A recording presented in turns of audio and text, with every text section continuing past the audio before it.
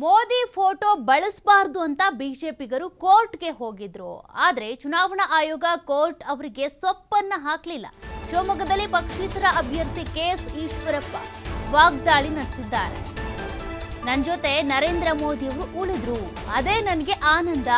ಮೋದಿ ಅವರನ್ನ ನನ್ನ ಹೃದಯದಲ್ಲಿ ಇಟ್ಕೊಂಡಿದ್ದೇನೆ ನಾನು. ಶಿವಮೊಗ್ಗದಲ್ಲಿ ಪಕ್ಷೇತರ ಅಭ್ಯರ್ಥಿ ಕೆಎಸ್ ಈಶ್ವರಪ್ಪ ಈ ರೀತಿಯಾಗಿ ವಾಗ್ದಾಳಿ ನಡೆಸಿದ್ದಾರೆ. ಗಣಪತಿ ಈಶ್ವರನನ್ನ ಎಲ್ಲರೂ ಪೂಜೆ ಮಾಡ್ತಾರೆ, ಅದೇ ರೀತಿ ನಾನು ಕೂಡ ಪೂಜೆ ಮಾಡ್ತಿದ್ದೀನಿ. ನಿಮ್ಮ ಮನೆಯಲ್ಲಿ ಫೋಟೋ ಇಟ್ಕೊಳ್ಬೇಡಿ ಅಂದ್ರೆ ಹೇಗೆ? ದೇವ್ರ ಫೋಟೋ ಇಟ್ಕೊಳ್ಬೇಡಿ ಅಂದ್ರೆ ಹೇಗೆ?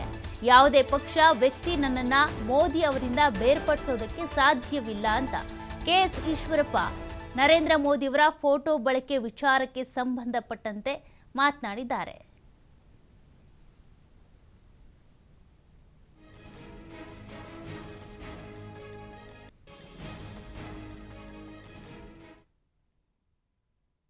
ಭಾರತೀಯ ಜನತಾ ಪಾರ್ಟಿ ಅನೇಕ ವ್ಯಕ್ತಿಗಳು ಈಶ್ವರಪ್ಪ ನರೇಂದ್ರ ಮೋದಿ ಅವರು ಫೋಟೋ ಬಳಸ್ತಾ ಇದ್ದಾರೆ, ಇದನ್ನ ತಡಿಬೇಕು ಅಂತ ತಂದ್ಕೊಂಡು ಚುನಾವಣಾ ಆಯೋಗಕ್ಕೆ ಕೋರ್ಟ್ಗೆ ಎಲ್ಲ ಹೋಗಿದ್ರು ಪಾಪ ಅವರು. ಆದರೆ ಚುನಾವಣಾ ಆಯೋಗ ಆಗಲಿ ಕೋರ್ಟ್ ಆಗಲಿ ಯಾವುದೇ ಅವರ ಹೇಳಿಕೆಗೆ ಅವರ ಅಪೇಕ್ಷೆ ತಕ್ಕಂತೆ ಸೊಪ್ಪಾಗಲಿಲ್ಲ. ನರೇಂದ್ರ ಮೋದಿಯವರ ಫೋಟೋ ಅಷ್ಟೇ ಅಲ್ಲ, ನರೇಂದ್ರ ಮೋದಿಯವರನ್ನ ನನ್ನ ಹೃದಯದಲ್ಲಿ ಇಟ್ಕೊಂಡಿದ್ದೀನಿ. ಅವ್ರನ್ನ ಪೂರ್ಣ ಬಳಸ್ಕೊಳ್ಳುವಂಥ ಅಧಿಕಾರ ಕೇವಲ ಈಶ್ವರಪ್ಪವ್ರಿಗಲ್ಲ, ವಿಶ್ವನಾಯಕರಾಗಿರೋಂಥ ಯಾರು ಬೇಕಾದ್ರೂ ನರೇಂದ್ರ ಮೋದಿ ಫೋಟೋ ಬಳಸ್ಕೋಬೋದು. ಭಾರತದ 140 ಕೋಟಿ ಕೂಡ ನರೇಂದ್ರ ಮೋದಿ ಫೋಟೋ ಬಳಸ್ಕೊಳ್ಳೋಕ್ಕೆ ಅವಕಾಶ ಇದೆ. ನಂತರ ಯಾರು ಕೋರ್ಟ್ಗೆ ಹೋಗಿದ್ದಾರೆ ಬಿಜೆಪಿ ಪ್ರಮುಖರುಗಳು ಅವ್ರು ಅರ್ಥ ಮಾಡ್ಕೋಬೇಕು, ನರೇಂದ್ರ ಮೋದಿಗೆ ಈ ರೀತಿ ಅಪಮಾನ ಮಾಡಬಾರ್ದು. ಉದಾಹರಣೆಗೆ ಗಣಪತಿ ಒಬ್ಬ ಇಡೀ ಹಿಂದೂ ಸಮಾಜದ ಆರಾಧ್ಯ ದೈವ. ಗಣಪತಿನ ಬಳಸಬೇಡಿ ಅಂತ ಯಾರು ಕೋರ್ಟ್ಗೆ ಹೋಗೋಕ್ಕೆ ಸಾಧ್ಯ ಏನು? ಈಶ್ವರನು ಕೂಡ ಇಡೀ ದೇಶದಲ್ಲಿ ಎಲ್ಲರೂ ಈಶ್ವರನ ಪೂಜೆ ಮಾಡ್ತಾರೆ. ಆ ಜಾತಿ ಈ ಜಾತಿ ಅನ್ನೋದು ಪ್ರಶ್ನೆ ಇಲ್ಲ. ಹೀಗಿರ್ಬೇಕಾದ್ರೆ ಈಶ್ವರನ ಫೋಟೋಗೆ ಇಟ್ಕೋಬೇಡಿ ನಿಮ್ಮ ಮನೆಗಳಲ್ಲಿ ಈ ರೀತಿ ಹೇಳಿದ್ರೆ ಅದು ಒಂದು ರೀತಿಯ ಏನು ಹೇಳ್ಬೋದು ಪದ ಅರ್ಥಹೀನ.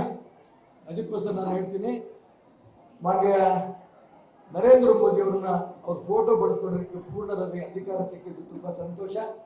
ಬರುವಂಥ ದಿನಗಳಲ್ಲೂ ಕೂಡ ಕೇವಲ ಅವ್ರ ಫೋಟೋ ಬಳಸೋದಲ್ಲ, ಅವರ ವಿಚಾರವನ್ನು ಸಿದ್ಧಾಂತವನ್ನು ಇಡೀ ಶಿವಮೊಗ್ಗ ಲೋಕಸಭಾ ಕ್ಷೇತ್ರದಲ್ಲಿ ಈಗಾಗಲೇ ನಾನು ಪ್ರಚಾರ ಮಾಡ್ತಿದ್ದೀನಿ.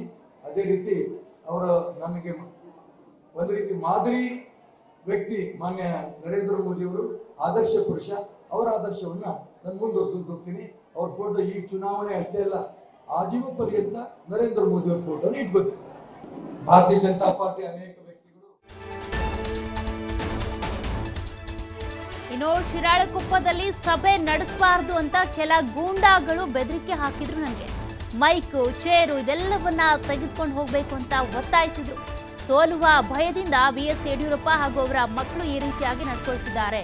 40 ವರ್ಷದ ರಾಜಕಾರಣ ಜೀವನದಲ್ಲಿ ನನಗೆ ಯಾರು ಕೂಡ ಈ ರೀತಿಯಾಗಿ ವರ್ತಿಸಿರಲಿಲ್ಲ. ಮುಂದೆ ಈ ರೀತಿ ಏನಾದರೂ ಮತ್ತೆ ಇದೇ ರೀತಿಯ ಘಟನೆಗಳು ಮರುಕಳಿಸಿದ್ರೆ ಬೇರೆ ರೀತಿಯಾಗಿ ಉತ್ತರಿಸ್ತೇನೆ. ಶಿವಮೊಗ್ಗದ ಈ ಘಟನೆ ಬಗ್ಗೆ ಬಿಎಸ್ ಯಡಿಯೂರಪ್ಪ ಹಾಗೂ ಅವರ ಪುತ್ರರು ಕ್ಷಮೆ ಕೇಳಬೇಕು ಅಂತ ಈಶ್ವರಪ್ಪ ಇದೇ ಸಂದರ್ಭದಲ್ಲಿ ಆಗ್ರಹಿಸಿದ್ದಾರೆ. ಶಿರಾಳಕೊಪ್ಪದಲ್ಲಿ ಒಂದು ದೊಡ್ಡ ಸಾರ್ವಜನಿಕ ಸಭೆ ಇಟ್ಕೊಂಡಿದ್ರು. ಮೈಕ್ ಲೈಸೆನ್ಸ್ ತೊಗೊಂಡಿದ್ರು, ಜಾಗದ ಲೈಸೆನ್ಸ್ ತೊಗೊಂಡಿದ್ರು. ಅಲ್ಲಿ ಸಾರ್ವಜನಿಕ ಸಭೆ ಮಾಡೋದಕ್ಕೆ ಪರ್ಮಿಷನ್ ಪೂರ್ಣ ಚುನಾವಣಾ ಆಯೋಗದಿಂದ ಕೂಡ ತೊಗೊಂಡಿದ್ರು. ಎಲ್ಲ ಆಗಿ ಮೈಕ್ ಕಟ್ಟಿ ವೇದಿಕೆ ರೆಡಿ ಮಾಡಿಕೊಂಡು ಕುರ್ಚಿಗಳು ಹಾಕಿ ಸಾವಿರಾರು ಜನ ಹೆಣ್ಮಕ್ಳು ಕುರ್ಚಿನಲ್ಲಿ ಕೂತ್ಕೊಂಡು ಮೈಕ್ ಇಟ್ಕೊಂಡು ವೇದಿಕೆಯೆಲ್ಲ ಇದ್ದಂಥ ಸಂದರ್ಭದಲ್ಲಿ ಕೆಲವು ಗೂಂಡಾಗಳಲ್ಲಿ ಹೋಗ್ತಾರೆ. ಇಲ್ಲಿ ನೀವು ಮಾಡಿಕೊಡುದು, ಸಭೆ ಮಾಡಿಕೊಡುದು, ನೀವು ಹಾಕಿರೋಂಥ ವೇದಿಕೆ ತಗೊಂಡು ಹೋಗ್ಬೇಕು, ಮೈಕ್ ತಗೊಂಡು ವಾಪಸ್ ತಗೊಂಡು ಹೋಗ್ಬೇಕು. ಕುರ್ಚಿ ಮೇಲೆ ಕೂತಂತ ಹೆಣ್ಮಕ್ಳಿಗೆ ಹೇಳಿದ್ರು ನೀವು ವಾಪಸ್ ಹೋಗ್ಬೇಕು, ಕೂಡ್ಕೊಡುದು. ಏನು ನಡೀತಾ ಇದೆ ಇದು? ಈ ರೀತಿ ಗೂಂಡಾಗಿರಿಗೆ ನಾವು ಯಾವುದೇ ಕಾರಣಕ್ಕೂ ಕೂಡ ನಾವು ಬೆಂಬಲ ಕೊಡಲ್ಲ, ಅದನ್ನು ಖಂಡನೆ ಮಾಡ್ತೇವೆ. ನಾವೆಲ್ಲರೂ ಕೂಡ ನಿಮಗೆ ಬೆಂಬಲ ಕೊಟ್ಟು ಗೆಲ್ಲಿಸ್ತೀವಿ ಅನ್ನೋಂಥ ಮಾತನ್ನು ಆ ಶಿಕಾರಿಪುರ ಜನ ಹೇಳಿದ್ದು, ಶಿರಾಳಕೊಪ್ಪ ಜನ ಹೇಳಿದ್ದು ತುಂಬ ನನಗೆ ಸಂತೋಷ ಆಗಿದೆ. ನನ್ನ 40 ವರ್ಷದ ರಾಜಕಾರಣದ ಜೀವನದಲ್ಲಿ ಈ ಥರದ್ದು ಯಾವುದೇ ಪಕ್ಷ ಮಾಡಿರಲಿಲ್ಲ, ಕಾಂಗ್ರೆಸ್ಸೂ ಮಾಡಿರಲಿಲ್ಲ, ಇನ್ಯಾವ ಪಕ್ಷವೂ ಮಾಡಿರಲಿಲ್ಲ.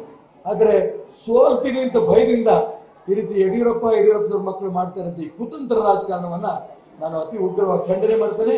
ಇನ್ನೆಲ್ಲರೂ ಈ ರೀತಿ ಆದರೆ ನಾನು ಬೇರೆ ರೂಪದಲ್ಲಿ ಇದಕ್ಕೆ ಉತ್ತರ ಕೊಡಬೇಕು ಅನ್ನೋ ಎಚ್ಚರಿಕೆಯನ್ನು ಕೂಡ ಆ ಗೂಂಡಾ ವ್ಯವಸ್ಥೆ ಮಾಡುವಂಥ ವ್ಯಕ್ತಿಗಳಿಗೆ ಹೇಳಕ್ಕೆ ಇಷ್ಟಪಡ್ತೀನಿ.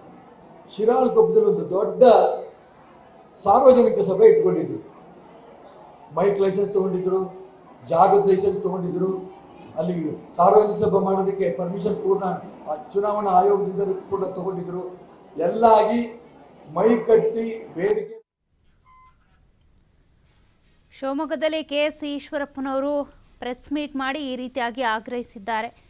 ಈಶ್ವರಪ್ಪನವರು BS ಯಡಿಯೂರಪ್ಪ ಹಾಗೂ ಅವರ ಪುತ್ರ ಕ್ಷಮೆ ಕೇಳಬೇಕು, ಈ ರೀತಿಯಾಗಿ ನನ್ನ ಜೊತೆಗೆ ನಡ್ಕೊಂಡಿದ್ದಕ್ಕೆ. ಶಿರಾಳಕೊಪ್ಪದಲ್ಲಿ ಸಭೆ ನಡೆಸಬೇಕು ಅಂತ ಹೋದಂಥ ಸಂದರ್ಭದಲ್ಲಿ ವೇದಿಕೆ ಸಜ್ಜಾಗಿತ್ತು, ಜನರು ಕೂಡ ಬಂದಿದ್ರು, ಮಹಿಳೆಯರು ಕೂಡ ಬಂದಿದ್ರು. ಈ ಸಂದರ್ಭದಲ್ಲಿ ಚೇರ್ ಮೈಕ್ಗಳನ್ನೆಲ್ಲ ಕೂಡ ಎತ್ಕೊಂಡು ಹೋಗಿ ಈ ಸಮಾವೇಶ ನಡೆಸಬೇಡಿ ಅಂತ ಒಂದಷ್ಟು ಗೂಂಡಾಗಳು ನಮ್ಮ ಜೊತೆಗೆ ವರ್ತನೆ ಮಾಡಿದ್ರು.